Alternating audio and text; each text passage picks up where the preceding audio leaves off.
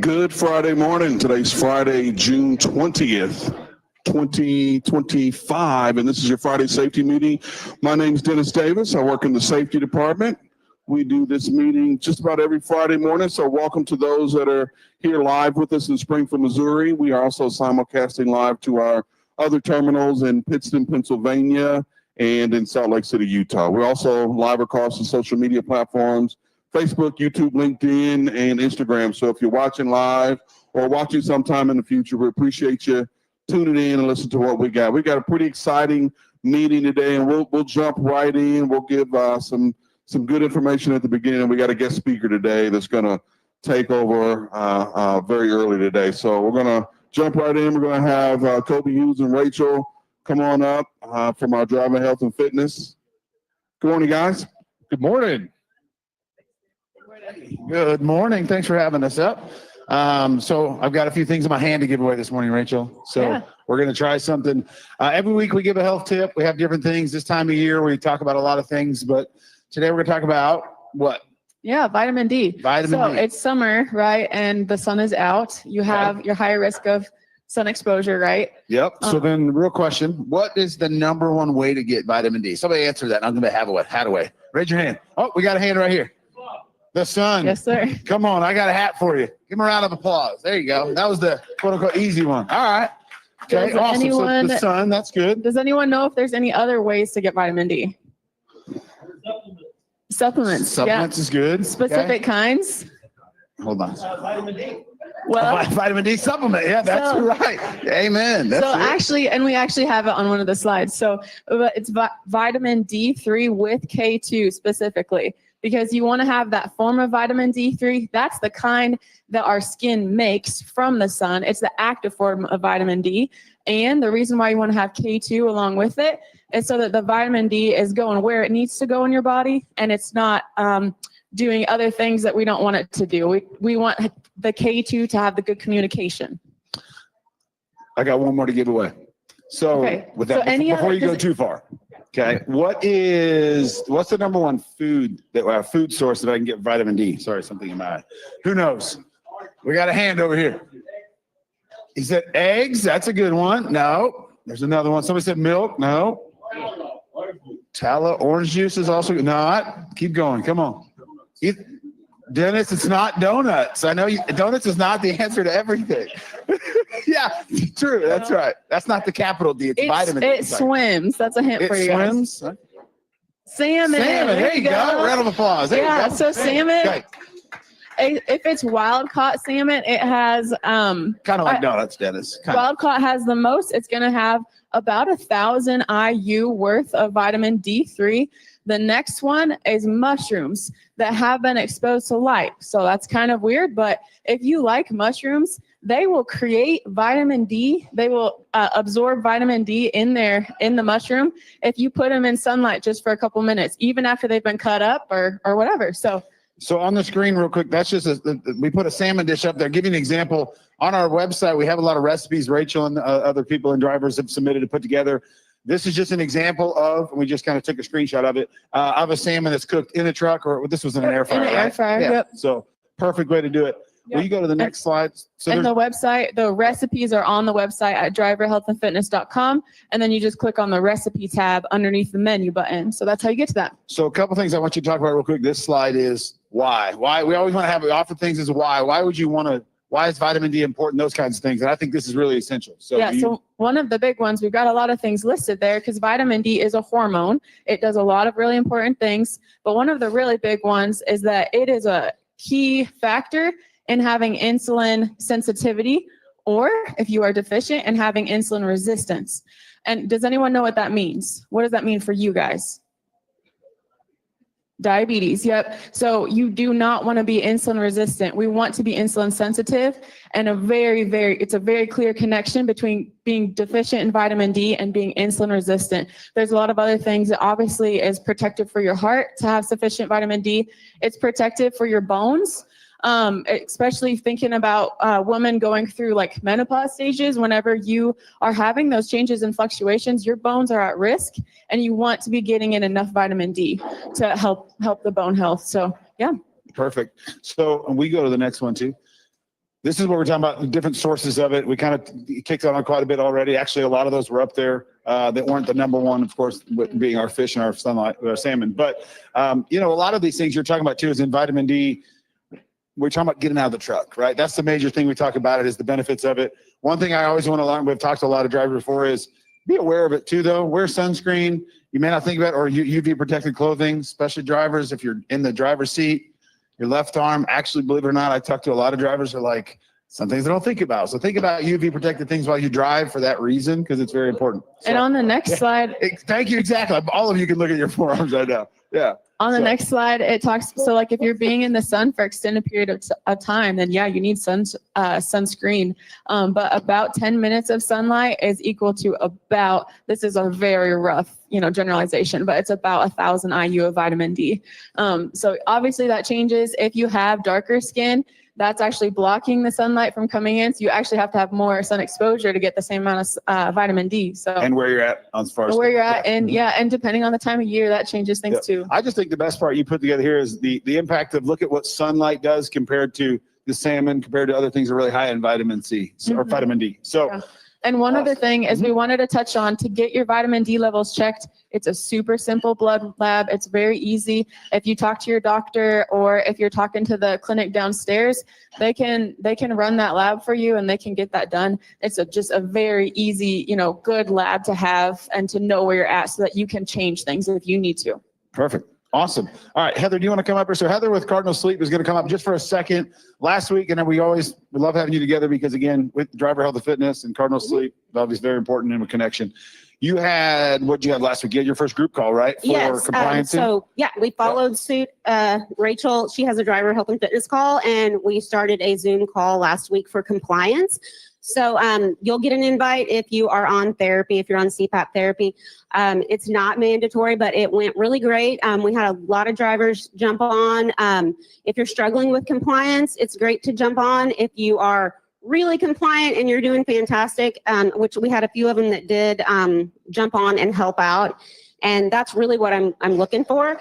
I'm looking for you guys to be able to help each other. I mean, I can help you, you know, and use every resource I have, but I don't drive. So that perspective was fantastic. And I really want to shout out to I'm not going to say their names, but thank you to the guys that did jump on that are really compliant because they were so helpful. So I'm going to have it again today at 10:30.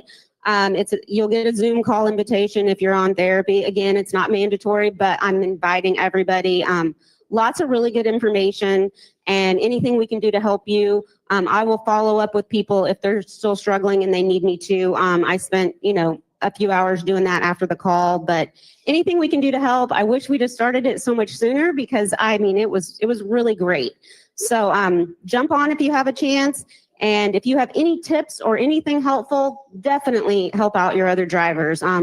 It's so great to hear it from their perspective and let them help each other. I was gonna say, that's what I think is the most important takeaway we have, right? Is that in our group calls and your group calls now is that it's driver-driver interaction, right? It is. Drivers helping drivers. It is. Which says volumes to you guys. So you guys, it's impressive. So it was great. And I learned a lot and it helps me to help other people when they come in and they have issues. So I appreciate everybody. If you need anything, you know where we are. Salt Lake City, Pittston in here. Give us a call. Again, you'll get that invite if you are on therapy and definitely jump on the call. All right. All right. Thanks, guys. Great job. Donuts. Nothing wrong with donuts. Nothing wrong with donuts. In moderation. In moderation. You know, that was a fantastic, you know, segment there. Heather talked about the compliance call. Maybe I'll have Heather check my compliance, you know, over the last few weeks with my CPAP machine. You haven't been using it? Is that what you're saying? I use it every single day. Okay, well, then you should be okay. Just to make sure I didn't roll over and then get thrown somewhere or something like that. And then, you know, Kobe and Rachel really talked in depth about vitamin D. You know, one of the awesome things about me is I got this beautiful melanated skin, but one of the cons is it does block the sun.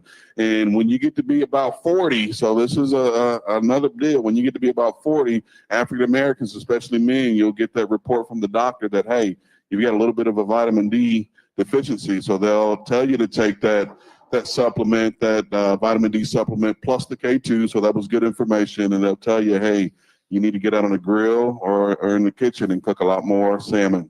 That's exactly what the Fish doctor is good told for me. you, man, especially It is. salmon. It is good for you. Vitamin D and it's heart healthy. So, a lot of good information there. Hey, so, great segment there. We're going to move right along. We talked about earlier that we're simulcasting live at our other terminal. So we'll go east first and visit our folks in Pittston, Pennsylvania. I think we got Rick Ipford and Lisa McCoy today. Good morning, guys. Hey, good morning. How y'all doing down there? We are doing fantastic, and we are anxiously awaiting you to be with us next week. Well, I'll be down on Sunday, and still, the offer's open for a round of golf. So I won't step any holes this year. Well, the last time I played golf with you, there was an ER visit, and I'm not going to talk about which one of us it was or what the situation, but we better be real careful. Well, let's just say it wasn't Dennis.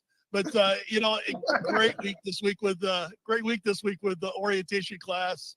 A bunch of great folks in class working on their pre-trips, and I got one guy sitting here today. He's reading through his list of pre-trips and is getting at it. Love to hear that. One of the coaching tips I give, I see a lot of new students that walk around the terminal and they say, hey, what piece of advice can you give me? And that's one of the things that I use. Let's, every day try to be perfect. When you do that pre-trip, assume someone's recording it and they're gonna show it to Daryl Hopkins or Robert Lowe.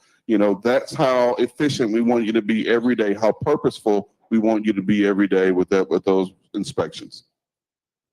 Yeah, you're right. That's one of the biggest things that you deal with getting your CDL license. That's one of the big ones. As far as driving is kind of easy. It's the pre-trip that you got to worry about. You got to get that down because there's over 100 items that you need to deal with and talk about and point at and touch and you got to get that down pretty good. So that's part of the pass. Yeah, and Rick, we know you drove, and it's been a few years, but you were an over-the-road driver, and I'm sure every single day that Rick here for pre-trip was perfect. Well, I'm not going to say it was perfect, but it was thorough. Let me say that. It was thorough.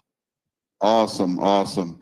Hey, thank you guys for being with us. Again, looking forward to having you with us, maybe even hosting the meeting next week here in Springfield, Missouri. If you or any of your friends in Pittston have any questions, comments, or concerns, don't hesitate to jump on the microphone.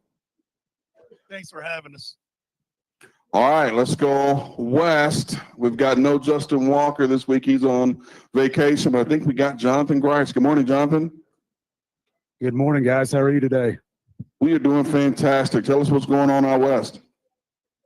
Well, heat is what's going on. So we topped out at 102 degrees out here yesterday. So we've definitely gotten into the heart of the summer. I think today it'll be mid-90s and it looks like next week going to be a lot of the same. So I want to encourage everybody, hydrate, make sure you've got a lot of water on the truck and try to although Colby said to get out there and get some sun, I encourage you to stay out of the heat as much as possible. So one more thing I want to talk about, obviously the July 4th holiday is coming up here in a couple weeks. Our customers are obviously trying to get some forecasting in regards to how much availability we're going to have. So, I would encourage you guys, if you can possibly be out and available, please do so. Obviously our customer base greatly appreciates that. If we can service as much as we can, that'd be fantastic. If you already have home time plans, we realize that July 4th is typically a couple days or week out of the year that a lot of folks like to go home. So just make sure that you guys are, number one, securing your equipment as you go home. Make sure your trailers are dropped off at either customers or secure drop yards. Make sure your trucks are parked in good locations. And also just make sure you have a good financial plan. If you guys are in the negative balance area already, make sure that we get in and out of there pretty quickly so we don't let that snowball. If you're not negative, just make sure if you've got an e-fund ready to go so we can start back out in the black rather than having to try to get back out of that rut. So just a few tips there as we start to approach the holiday. I appreciate all of you guys and please be safe out there. Jonathan, we really appreciate you guys being with us this morning. Appreciate that information. If anybody has any questions, comments, or concerns, don't hesitate to jump on the microphone. Hey, Dave, I'm glad Jonathan said that. One of the other things that new students always ask me when I see them walking around the hall, how do I get a good fleet manager so I can get the best loads? And I tell them, that's not what having a good fleet manager means, because the reality of it, whether Jonathan Grice is your fleet manager or Daryl Hopkins is your fleet manager, the load that you were going to get planned on is going to be exactly the same. So your fleet manager doesn't have a huge determination on what loads you get. What makes a good fleet manager is exactly that coaching that Jonathan gave. So, him being a previous fleet manager, when's the best time to close that business? When's the best time to be out running? Historically, that last week, so, last couple of weeks of June are historically some of our biggest weeks from a running and profitability standpoint. So that's the time we want you to be out. That's the time that the fleet manager tells you, hey, let's stay out. Let's make hay while the sun rises. And then maybe those first couple of weeks in July are historically some of our lower weeks of the summer. Those are the time you want to take that home time. You want to, do whatever you need to do, get that shop work done. Those are the times to do that. So that's the biggest difference between, having a good fleet manager and a knowledgeable one. So. No doubt. And you've been there before. You've been a fleet manager many years. And if you could stay out, trucking is one of those things, man. We got to run 24/7, 365. And we got customers that depend on us. And many times too, I think they'll pay for a little extra if you're going to stay out over a holiday or you're going to run over July 4th. And if you can do that, that's great. That's what services our customer, and that's what takes care of your bank, the money you make in the old check. So, but trucking's tough. It is this time of year. We all want to. Many of us want to get home, family, this and that for July 4th, or for any holiday as far as that goes. But if you can stay out, and maybe like you said, Dennis, take that time off a week or two later. It could really benefit and make it beneficial to you and your business at the end of the day. So, but yeah, good point. We talk about those new folks that stop us in the hallway. We got some new folks with us here this morning, as well as at our other terminal. So this is your first week at Prime. If you're brand new, doesn't matter what your seat class is. If you would, at each of our locations, stand for just a second to give us an opportunity to see you and welcome you to the team. Man, the whole crew right here up front. Appreciate you guys being with us. We think you made a fantastic decision. Of course, we did our homework on you guys, and conversely, you did your homework on us. So we appreciate you making a decision to come to Prime. And as always, we see some familiar faces around. Some of our veteran drivers. We appreciate you being here at each of our terminals. Hopefully, we can get you here and get you taken care of as quickly as we can, so we can get you back on the road. Because again, next couple of weeks should be pretty solid. On Monday, we'll be doing our driver advisory board. So we got some driver advisory board members that are here in Springfield with us. So if you are on the driver advisory board, if you would stand for just a second. All right. Let's give these folks a round of applause. If you have questions, concerns, whatever the case may be, seek out these folks. They'll be meeting with the management team here at Prime all day on Monday, and they can share your insight. You may have something that we didn't realize or wasn't cognizantly thinking about. So these are your representatives to get that done. So hey, that's what it is right there. And I'm looking forward to that meeting Monday. It'll be a good one, no doubt. So hey, let's jump into safety. We got a speaker coming up. Let's go, man. So this past week, we had 139 DOT inspections. 89 of those were clean. So a nice 65% clean rate. So great job on that number. Give yourselves a round of applause. There you go. That's okay. I know last week we're at 75% clean, but that, it's going to fluctuate. It goes back and forth a little bit. But that being said, Dennis, I think we paid out $8,325 on clean inspections, and that's how you guys can make some bank, and Rick brought this up, talked about pre-trips, and many of you are going to be going out. You're going to be learning how to do a pre-trip. Your, CDL permit, and in order to get a CDL, you got to do a thorough pre-trip, or you're not going to pass that test. Big thing is, once you pass, is not letting your guard down. Don't change the way you do things, and it's easy. It's human nature to take shortcuts sometimes. We want to take shortcuts. Sometimes we think we're in a hurry, this and that. But on a pre-trip, it's so important not to take that shortcut. Be looking for the small things all the time, because those are the things that can cause an issue down the road. Those are the things that can break you down. And nothing worse than sitting in 102-degree heat out in Utah and on a shoulder because you broke down. And, so don't cut corners at the end of the day. So. Sounds good. So, a couple times a year, we like to have some guest speakers, and, Dave and I will take the first 20 minutes of the meeting, and then we'll kind of hand it over to him. We've put it out there. We've got, Captain Kevin Kelley from the Missouri State Highway Patrol, and I'll let Dave kind of introduce him a little bit more, but I want this portion of the meeting really to be interactive. Some of the questions that you guys ask us are great. And, we see it sometimes, Dave doesn't know what he's talking about. Well, we've got the guy that's in charge of enforcement here. You can ask him the same question and, put Dave to the test, see if you get the same answer. So, go ahead, Dave. Don't put me to the test. Put this gentleman over here. But no, we're glad he came all the way down from Jeff City this morning. He got up early to come down and visit with us. And, we're lucky. He's a friend of Prime's, and he's a friend of the industries, more importantly. So Captain Kelley is in charge of the commercial motor vehicle enforcement for the state of Missouri. So if any of you have questions, hey, let him have it today, because that's what it is. This guy's my go-to when I get something come up and I don't have quite the right answer. I'll reach out to Captain Kelley, and many times he answers that very quickly, which is nice. Even sometimes when he's off duty, he'll respond on an email or a text message. So it's nice to have that. But good morning, Captain Kelley. Welcome. Good morning, sir. Thank you for having me. Good. Hey, give us a little history about yourself. How'd you get in enforcement? Right. Did you grow up always wanting to be an officer, or did something just kind of...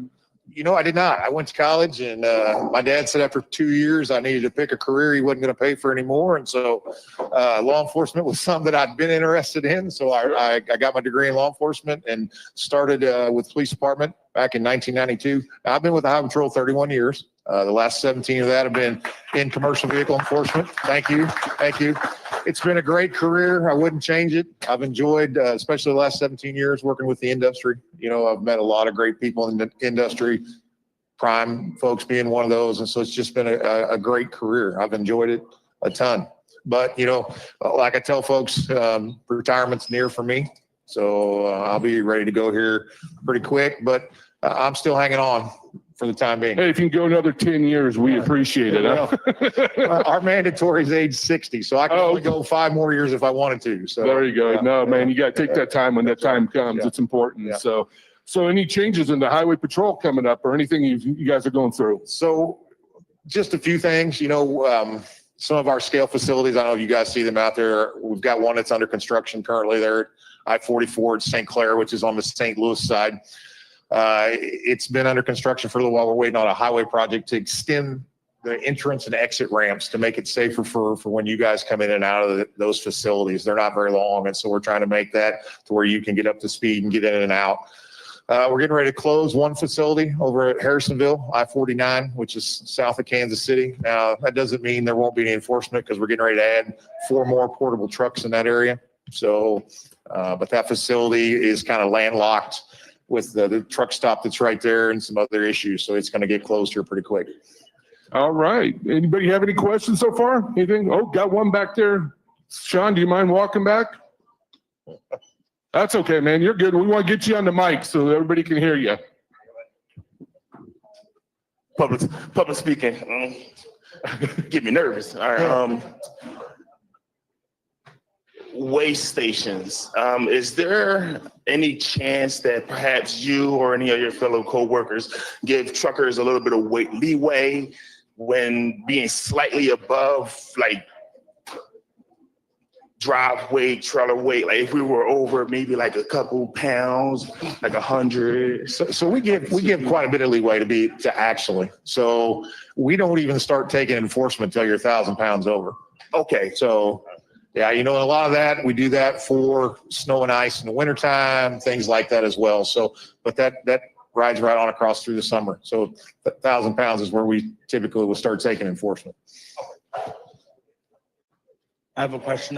What is the most common violation that you look for? Like dashboard, stuff like that?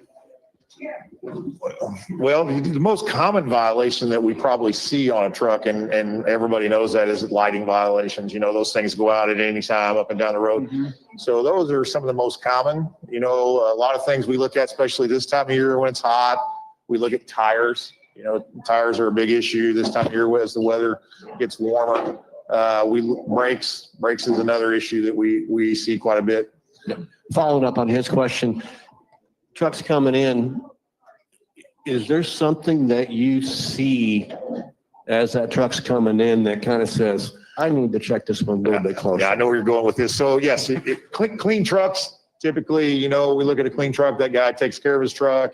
He has pride in that truck. And so more than likely, he's going to get the green light coming through. You get one that's filthy dirty, that's beat all to pieces. That's probably what we're going to look at. Obviously, we have other systems that we use to inspect trucks. You know, we look at the DOT number, the safety rating. There's randomness to that as well. But those are some of the reasons that we would pull you in to inspect, yes. All right, so just remember everyone too, this is for Missouri. That's what he's talking on behalf of. So 1,000 pounds it was mentioned, that's before that may be Illinois, may be different, Indiana, because everybody operates a little bit different. But a board you sit on, Commercial Vehicle Safety Alliance, CVSA, we mentioned that quite a bit in our meetings here. Kevin's actually sat on the enforcement side, is that correct? That's correct. Yeah, so I chaired the Driver Traffic Enforcement Committee for about 8 years. So we were the ones that set out of service criteria for driver violations. I did that from mid 2000s up until right before COVID. And then I told them I was going to step off the board and let them bring some new blood into it. Gotcha. So I just happened to go to the last meeting we were at, and Captain Kelley encouraged me to come down. I was down in New Orleans, and you know, brought up what's the English language. Right. Could you talk about that Sure. a little bit this morning? Yep. So, you know, prior to 2016, we did enforce the English language proficiency. So drivers were placed out of service if they couldn't speak English, couldn't communicate with an inspector, couldn't follow road signs, things like that. Well, that through some administrative changes that changed. We still cite the violation, but we no longer can put you out of service.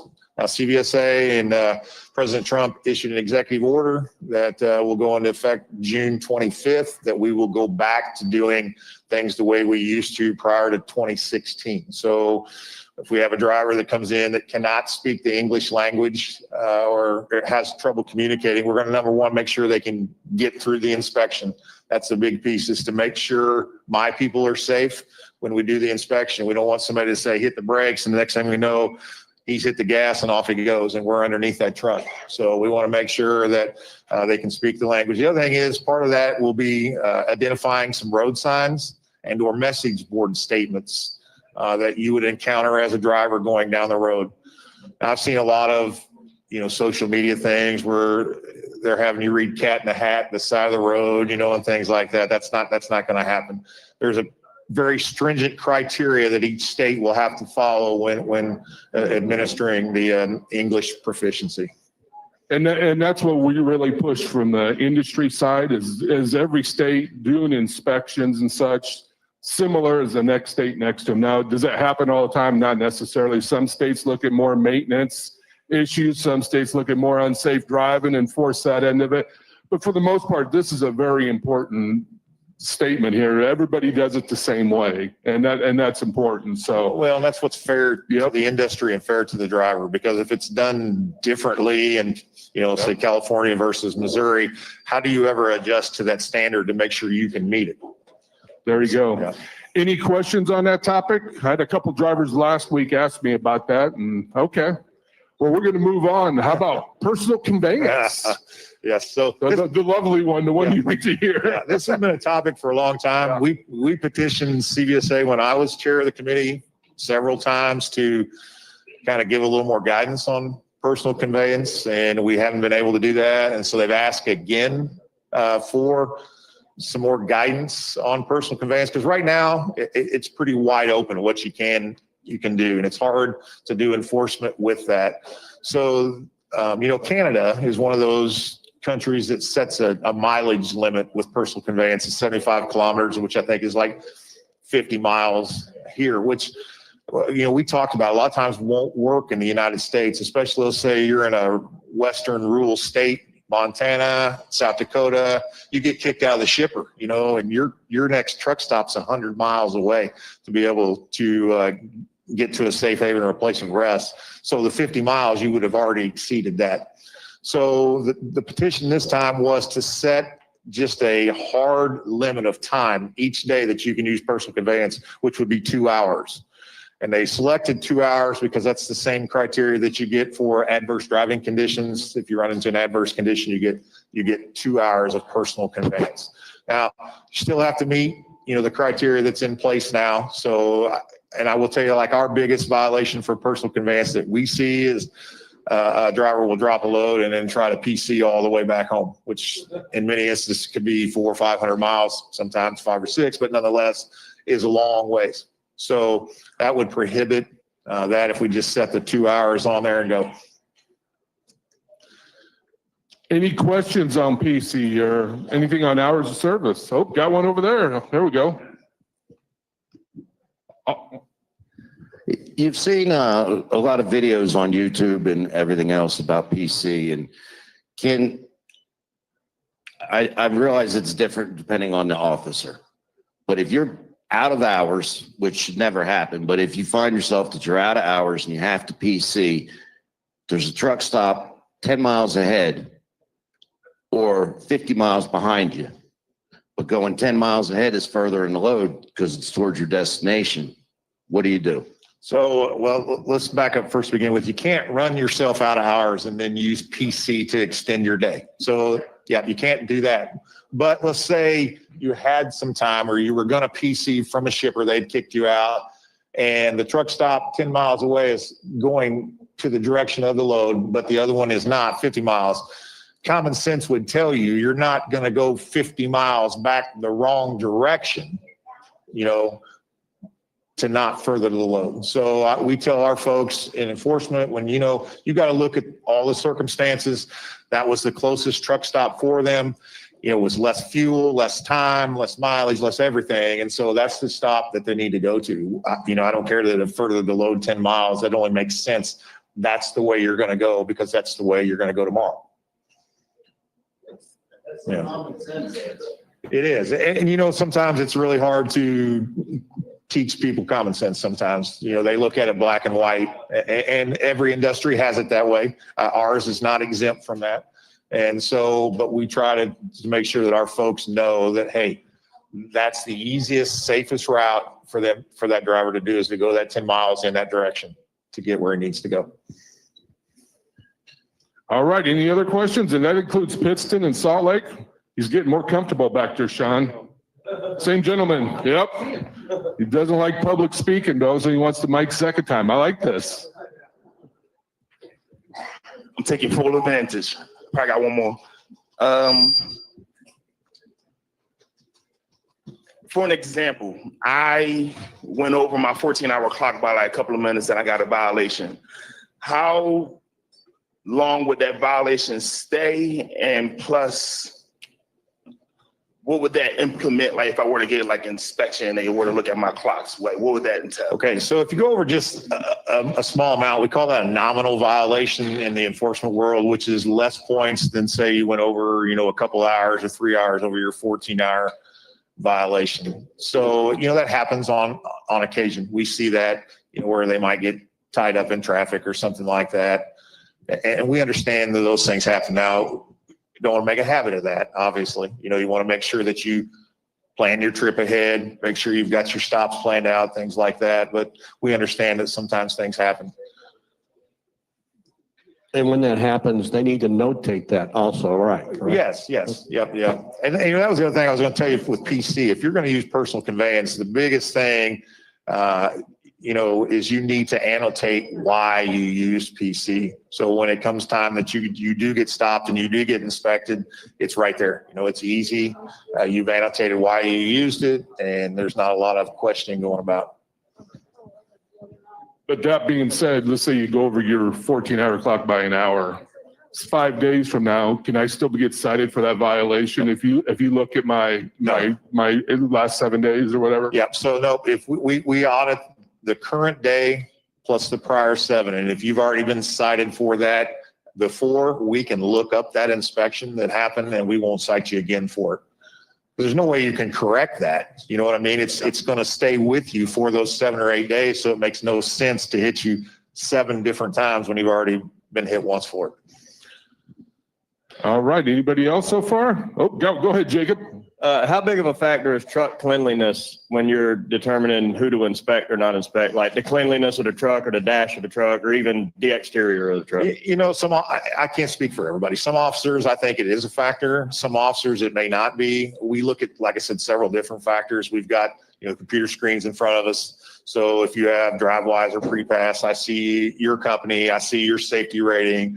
I see that you have all your credentials paid for, things like that. But yes, cleanliness can play into that. Like I said earlier, obviously if you have a driver that is proud of his equipment and takes care of his truck, the rest of the equipment are going to be the same way.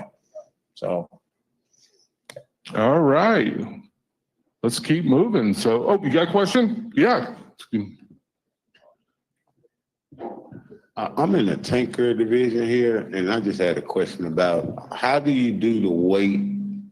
Because we can't control the trailer, and so you're talking the sloshing of the liquid in the tank. So yeah, all of our scales, are 100 feet, so I can float an entire truck at once. So we'll get you up there. We can see the weights going back and forth, and we'll wait till those weights settle out before we actually give a weight on there. We're not going to just pull you up, let the liquid slosh back and forth and try to figure a weight. We're going to set you there until the liquid has stopped enough that we can give a good static weight. Okay. All right. I want to talk about windshield obstructions. I've seen a lot of crazy stuff out there that I don't know. I mean, to me, I look at it as like you want to clear sight of view, your hood mirrors, keep everything, especially on the driver's side, keep everything cleared out. But I've seen a driver with 4 tablets on the windshield, 3 phones mounted on the windshield. So that's 7 screens across the windshield mounts, which is absurd. And then there's a new trend of these digital eyeballs on the bottom of the windshield that go up about 8 inches, and the eyeballs go back and forth for like vanity or something, I don't know. But you can't see your hood mirrors. Right. And I talked to a lady, I said, can you see your hood mirrors? She goes, no. I said, doesn't that seem like to be a problem? And she like blew it off, but yeah, liability wise, you don't want to obstruct your vision. I mean, that's the first thing if you're ever in a crash that they're going to look at is what was in the windshield, what was on the dash, what were you doing that either obstructed your vision, took your attention away from the road, those type of things. We've even seen him. We had a driver one time that was writing all his directions in wax pencil on the front windshield. So the windshield was absolutely covered, with his directions across there. And at the end of the night, he'd wipe that off and start over again the next day. But legally, what do you look for? Just a clear view? Well, you do. You know the regulations, and I don't have it right in front of me here, but it has to be can't be within the 6 inches has to be in the top 6 inches of the window, can't be in the driver's view, those type of things that we look at. So we don't actually get in the truck and set and see what you're seeing, but when we stand up there and look, we make sure that you can see everything, the mirrors, the traffic, all that. Yeah, and just for the record, I promised to wipe that wax pencil off my windshield. So I just want to make sure you guys know I've turned over a new leaf and I'm not doing that anymore. So I appreciate your comment. You can't make some of this up, right? Okay. And I do appreciate that deal too, your comment, because I've seen a lot of obstructive vision, and not in our fleet, but in other people's fleets.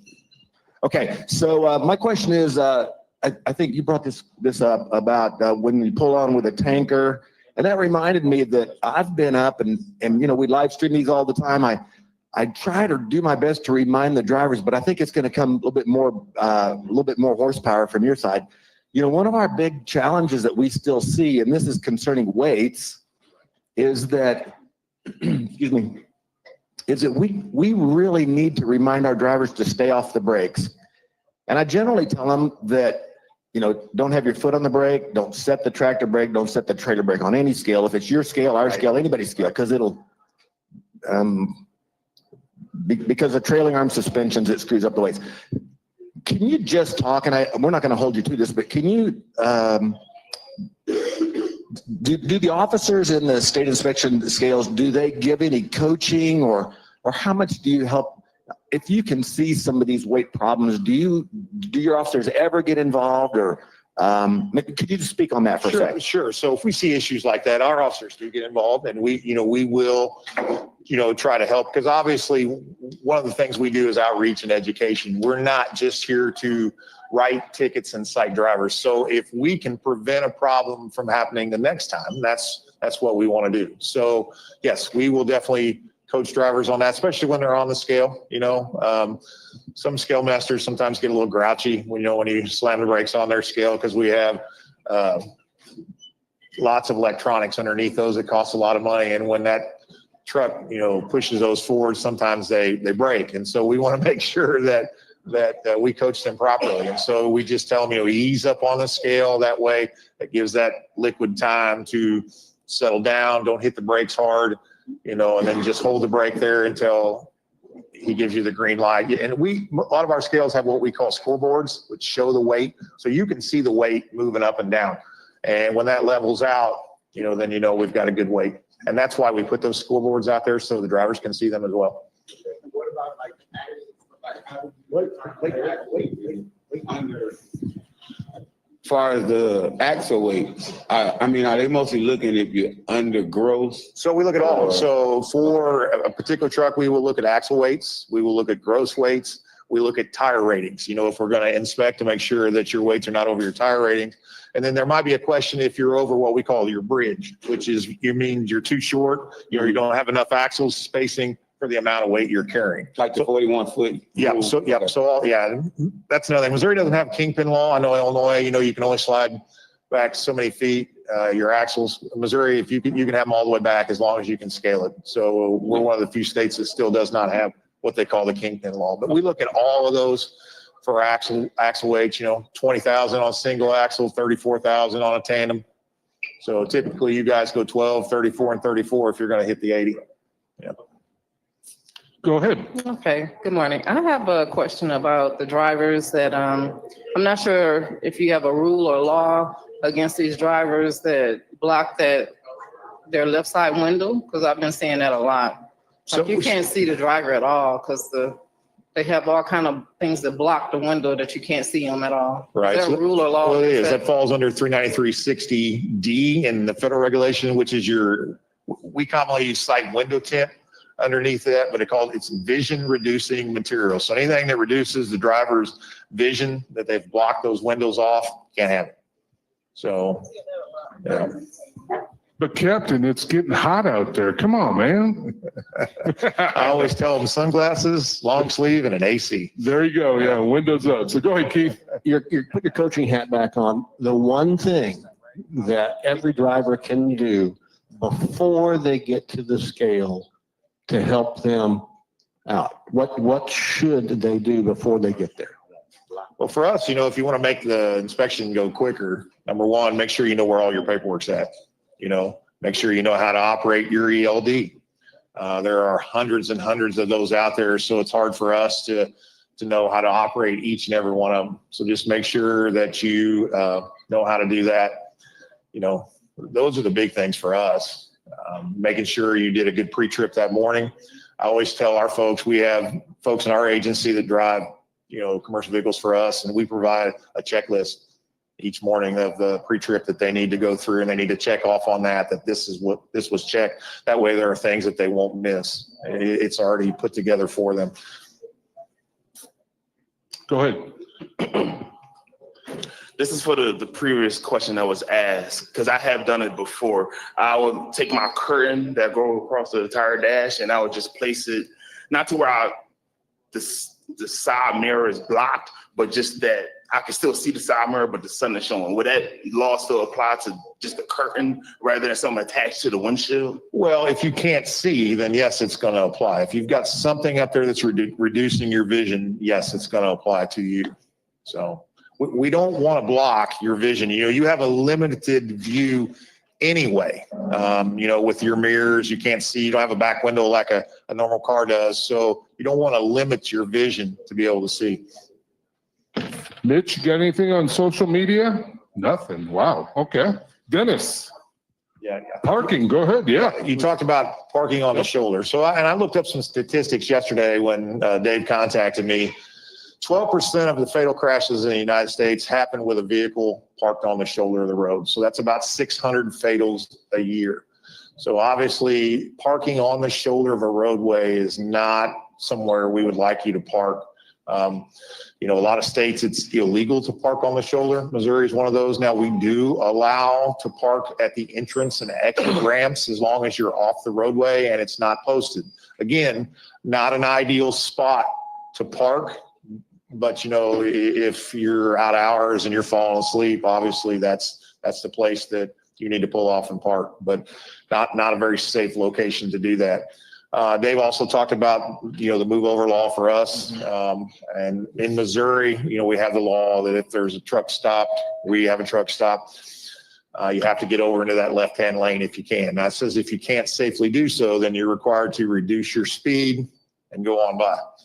The other thing with Missouri is we do not inspect trucks on the shoulder of the road. We have a law in Missouri that was passed several years ago that we cannot inspect a truck on the shoulder road that has a speed limit that exceeds 45 miles an hour. So if we can stop you, and what we'll do is we'll take you to a location that is safe to do the inspection, typically at an entrance or an exit ramp to do that, get you off the highway. It's safe for both our officers and the driver. Now, I don't know if you know this or not, the answer to this question. The scale on 70 outside of Forestville going eastbound. Okay. Is there any plans of opening that for additional parking? Or well, MoDOT has taken that over currently for the I-70 project. So the widening of I-70, the 3 lanes, they've taken that over as kind of their office for that end of the project. So that's why you see all the aggregate, the construction equipment and things like that. Now, once the project is complete, yes, that's a possibility. Every scale house typically that we close, that's what we do is we leave the parking lot for truck parking. All right, got some clapping on that one. Go ahead, sir. I had a question. So if you are parked on the side of the road and you're tired and sleepy and somebody runs into the back of your truck, are you charged with that fine or what? Well, you know, I can't really answer that question. It's dependent upon a lot of factors. You know, we don't know, you know, what happened with the driver, why he was off on the shoulder. Anytime you get attorneys involved, you know, they're going to look for liability on everybody involved. And so it's really hard. So if you don't put yourself there, then we don't have to worry about those type incidents. Like I said, if you can get to an entrance and exit ramp, and you know, the interstate typically has, especially in Missouri, we have a lot of those, you know, as you cross 70 and things. So yeah, it's just hard to answer that question without knowing all the factors. But once again, this is just Missouri. So Right. you go out to Indiana, Ohio, they're going to have different laws on it. Some states you can't. They don't want you parking at all. Right. So it's really tough being a driver and knowing what each state law is. And that's why we say, man, try to get to a rest area or try to get to a truck stop if you can, and plan your trip at the end of the day. That's what it's about. But understand too, when we get it, sometimes things happen when you're driving. Sometimes you may get sick. Sometimes you may not be feeling well.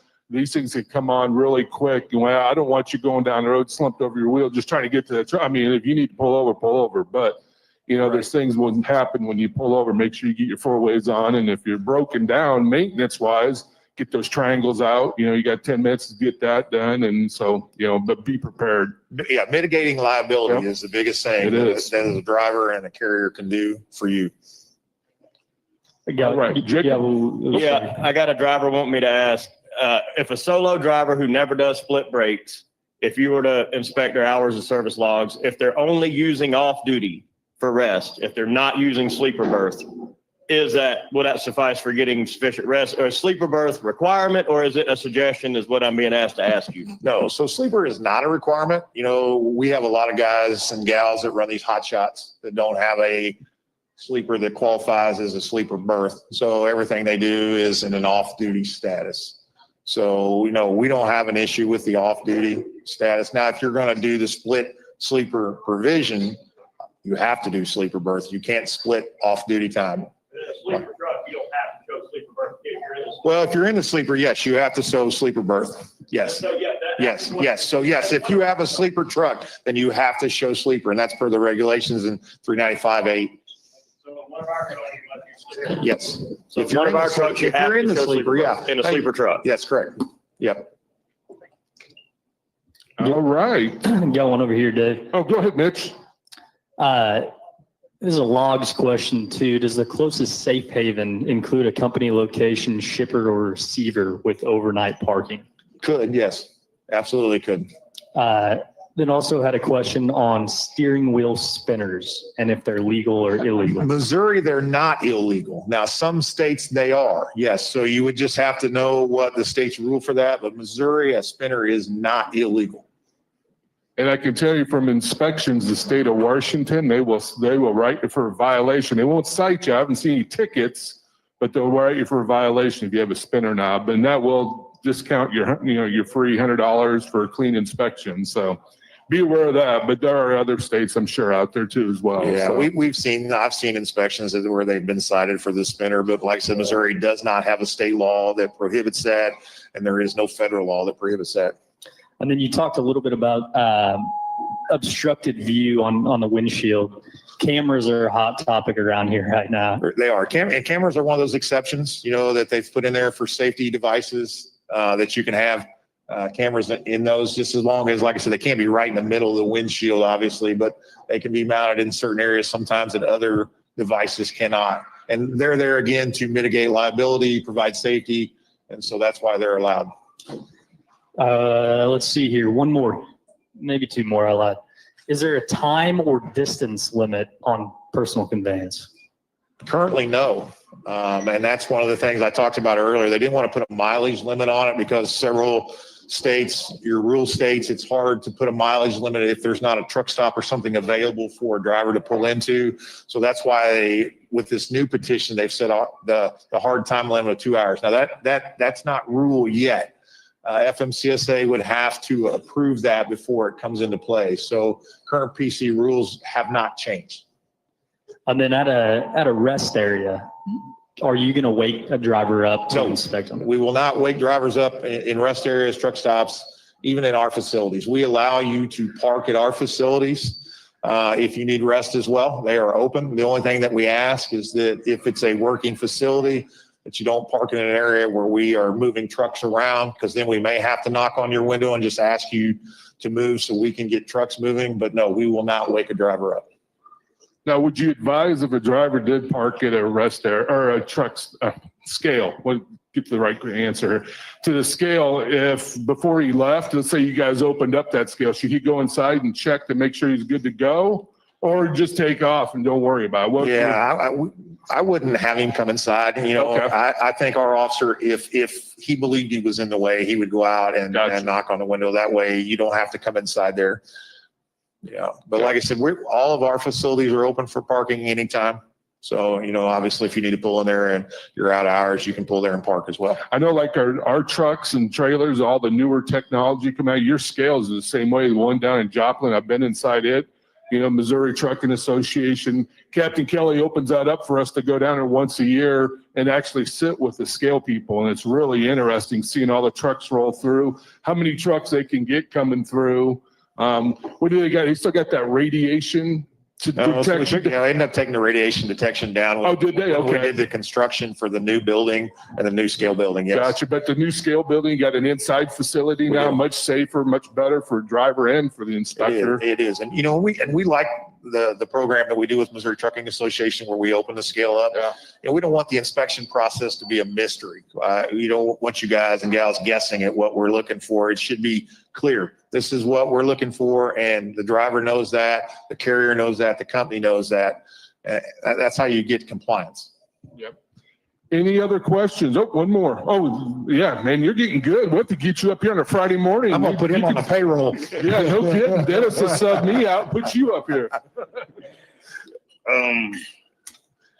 Class 1, like in the inspection, 1, 2, and 3? Level 1s, 2, and 3s, yep. Can you say which one is which? So level 1 is the full inspection. That's where we check everything on the truck. We go underneath the truck. We check the brakes, everything. A level 2 is a level 1, but we don't check any brakes. So we don't do brake measurements. Okay. A level 3 is what we call a driver only, where it's credentials, registrations, ELDs, driver's license, medical card, those type things. You have a level 5 that you may see on occasion. Well, it's what we call a terminal inspection, which is FMCSA or MoDOT will come to here when they do an audit, and they'll do terminal inspections. It won't have a driver, but they'll inspect vehicles. How about inside the truck? How often do you look inside, or do you usually look for like probable cause before you get inside of the truck, or do you just randomly, I'm gonna look inside that? No, we won't search a truck without probable cause. The truck itself is just like a car. It's subject to the same rules and regulations. Obviously, we stand up on the side of the truck. When we're looking at the ELD, we're talking to the driver. So there are things that we can see that are in plain view, but we will not search the truck, yes, unless we have permission or probable cause to do so. The class 1, it doesn't entail inspecting equipment such as straps, like tarps. No, level 1 is everything. So if you're flatbedding and you've got equipment that's strapped down, things like that. Now, if it's not in use, no, we're not going to inspect it. But if you've got a piece of equipment up there that's got chains and binders and things like that, yes, that's all part of the level 1. That's part of the level 2 as well. The reason I ask is because I haven't went through a class 1 yet, and I want to know what equipment should get replaced because should be put out of service. I want to know what equipment should. Well, your basic things we do, tires, brakes, those are the things that are going to put you out. We're not going to check your chains, your binders if you're not using them. Now, if you've got, a synthetic strap that's got cuts across it and you're loaded, then yes, that's going to be something that would more than likely put you out of service for that particular thing. So you need to make sure that if you haul that type of product, that your equipment that you use to strap it down and hold it in place is in good shape. Yeah. I'm in the flatbed. There you go. Flatbed division. The strap? How far into the strap if it were to just like how far? Yeah, now you're talking deep, but here I think it's an inch. It has to be if it's on a 4-inch strap. Yeah, I think it's an inch. I'd have to look at the reg just to be sure. I'm far enough removed from the road and haven't done an inspection in many years, but I've got all the books at my desk. All right, Captain Kelley, appreciate you being here today. Give him a round of applause. Great. Thank you. Hopefully we'll have you back in another 5 or 6 months again. It's great to have you. So what'd you think, Dennis? Man, that was fantastic. I didn't hear any questions from you, man. We asked about parking. Oh, okay, I got you.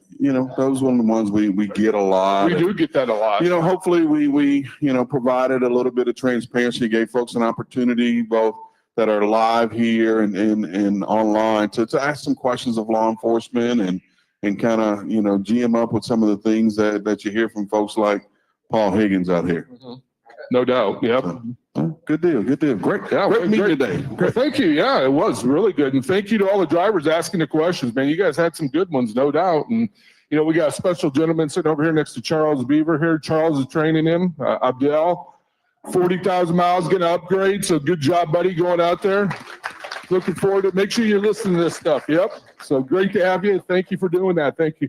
All you people that are coming in here getting your CDL, talk to Abdel back there, man. Talk to him about training, and talk to Charles. He's a trainer. You got a lot of good trainers behind you too. A lot of people have been there, done this for many years, and that's your avenue right there. So sure, fantastic. Dave's got on a little bit red, pink, but Sean back here has on red, and it's really the prime. This is the prime sponsor one too. The RED, we do this every Friday. RED, remember everyone deployed. And we got those shirts in the company store. Got them for sale in the company store if you want one. So, we do this at mostly every public gathering or meeting that we have. We recognize our folks that have served our country, that have defended our freedom. So if you're a veteran of the military, if you would, stand for just a quick moment to give us the opportunity to honor you.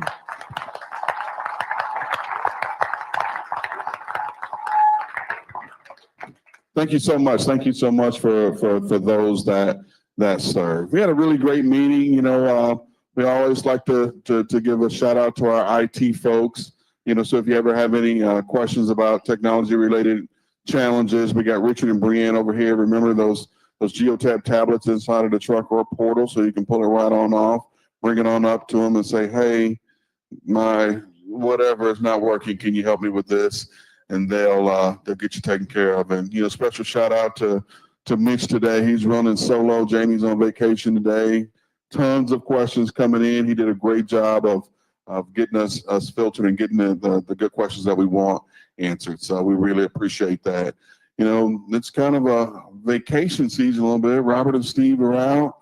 Daryl was here, but he had to skate away to a 9 o'clock meeting. So we're going to use Keith McCoy to come on up and close us out. So good morning, Keith. Tell us who you are, tell us what you do, and tell us what you got going on. My name is Keith McCoy. I'm in sales and marketing here, and I also have the privilege of running the Laredo operation. So if you ever have any questions or problems or issues down there, I'll be happy to address that. I do want to recognize the group of individuals back in the back here, our vendors here. Guys, stand up and wave.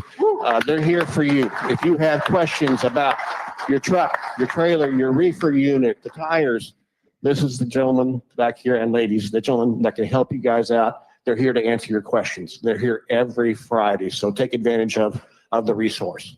It's always a privilege and a pleasure for me to get up here and thank the group of people that makes my job. I wouldn't have a job. I wouldn't have this job if it wasn't for you guys that are driving the trucks. And I thank you for everything you do. One of the things I like about Prime, one of my most proud about Prime is our community involvement. I had the privilege last night of going to a fundraiser for a group called Eden Village, and they work on homeless issues for people that have special needs and handicaps. We support Harmony House, which is a group of for battered women's shelter, helping women in need there. Big American Cancer Society supporter. So one of the things I'm really proud of is our community involvement. So we have a special event. Today's the summer solstice. If you didn't know that, longest day of the year. Yesterday was Juneteenth. And if you're not familiar with Juneteenth, that was going back to the Emancipation Proclamation, 1864. The Springfield community does a Juneteenth celebration. And one of our very own has been nominated for the event that's going on tomorrow night. So Dee, if you got a minute and come up, and I'd like Dee to talk about this. I'm very proud that announce that Dee is one of the nominees for recognition for the Juneteenth.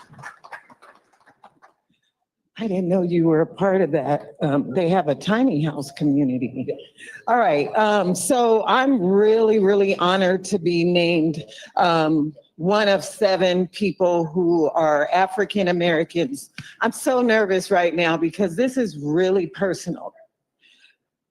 21 years ago, I had a daughter who was killed by a drunk driver, and the person that killed my daughter was a white male who was a repeat DUI offender. I contacted the NAACP in my home city and state, and they never got back in touch with me. I'm trying not to cry. That led to my involvement with Mothers Against Drunk Driving, and I've worked with them for 10 years, and I still continue to keep up with that family. That led me to Prime, and the work that I did there helps me working with our students. We got a woman here working with our students, and I absolutely love being able to inspire them about this career because I've been in it for a long time. It's been 34 years. I've had my CDL. So one of our instructors, our trainers out on the pad, her daughter's mother-in-law is the president of the NAACP, and they nominated me to be somebody that they considered to be a nominee for this award. So I'm amongst people who are just doing great things within the community. 2 of which are professors at MSU, 1 business owner, an artist, a young lady who works with athletes. I mean, the list goes on with their accolades. And I'm just so happy and blessed to be able to represent Prime for this community effort. I'm the first person in the trucking industry to be able to be nominated. So I just want to thank the NAACP Springfield for even considering me for this. Thank you.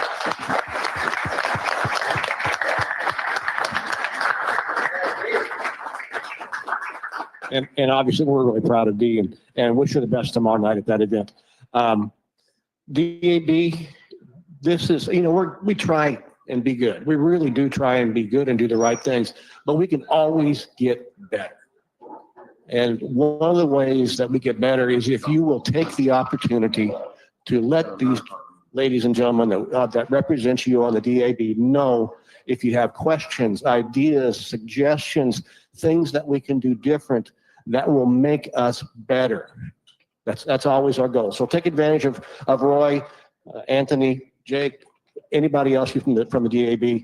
Get with them and let them know. It's important to us to hear from you so that we can get better. With that, I'm going to close. Thank you guys again for everything you do. God bless you and please be safe.